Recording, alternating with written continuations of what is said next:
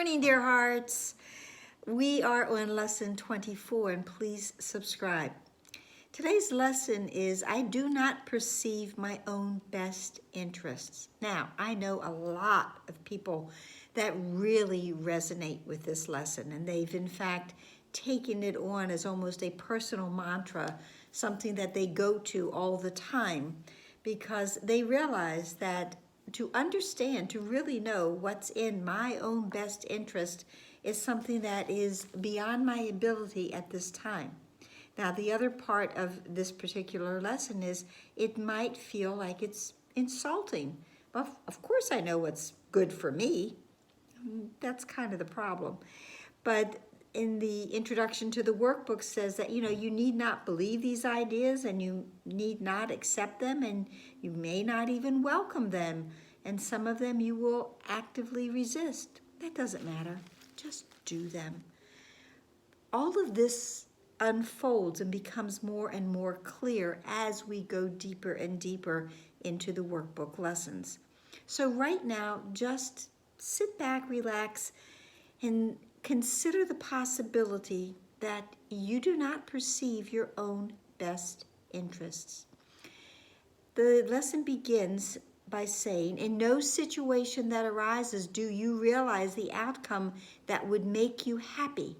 Therefore, you have no guide to appropriate action and no way of judging the result. What you do is determined by your perception of the situation, and that perception is wrong. So right there, it just, whatever it is that we think we're thinking, we're not thinking correctly. We're not thinking from our right mind.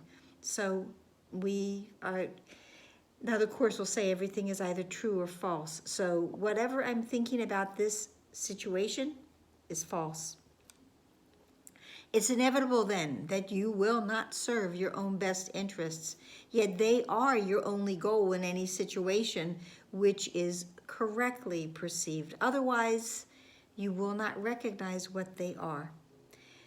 The second paragraph says, if you realize that you do not perceive your own best interests, you could be taught what they are. But in the presence of your conviction that you do know what they are, you cannot learn. If I have that wall up to me and I am not allowing any new information, any new possibility, any new thought to come to me, then I am stuck in the past. Remember that we see only the past. My mind is preoccupied with past thoughts. So if I'm in the past, how can I possibly perceive and know, that's even more important, know what's in my own best interest? Then it says today's idea is a step toward opening your mind so that learning can begin. It is, again, our free will. It is our responsibility. It is our decision to say, I am willing to learn. And when we are willing to learn, we will. So the practicing for today, it's been up just a little bit. Now it's still 5 sessions, but it's 2 minutes each. 10 minutes a day. I think we can do this. And in the practice, we're supposed to close our eyes and search our mind for any unresolved situations about which you are currently concerned. And the emphasis should be on uncovering the outcome you want.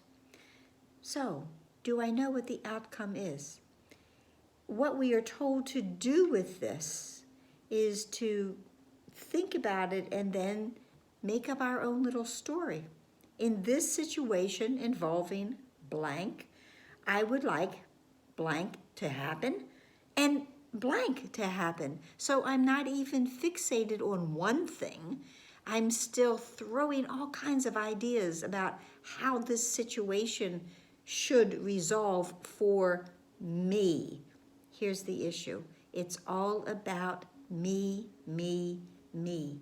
My mind is preoccupied with past thoughts, and all of my past thoughts are all about me. I can only perceive my own best interests when first I give them over to the Holy Spirit, because this is who knows what my real goal is. What's our real goal? Our real goal is going to be peace. Our real goal is going to have a life, a situation where there's no conflict, there's no chaos. That's what is in my own best interest. But I cannot have that if everyone, the entire sonship, doesn't have it as well. So as long as I am fixated on just me, and my mind isn't open to learning and the possibilities of the entire sonship, that we go together to heaven, to home. And in order for us to do that, we must have a common goal, a common focus, a common function and purpose. And that is for all of us to have what our Father would have us have, what God's will is for us. The lesson goes on and says, if these exercises are done properly, you will quickly recognize that you are making a large number of demands on the situation which have nothing to do with it. You will also recognize that many of your goals are contradictory and that you have no unified outcome in mind. A unified outcome, a unified mind will have the same unified goal.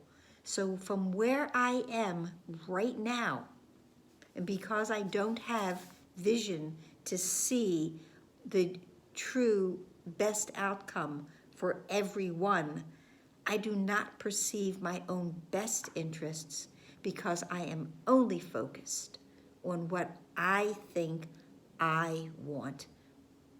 And that will never ultimately give me the peace and the joy and the happiness that I truly want. That's it for today. This might be a little bit of a different take on this lesson than maybe you've had before. But just give it some thought. And I think you'll realize that the unification of the sonship, the unification of the one-mindedness, is what we all truly want. Please like, please share, please subscribe, please comment, please pray. Yes, there's bigger, more flowers today. Praying for all of us to have the realization of peace for everyone. Everyone. Namaste.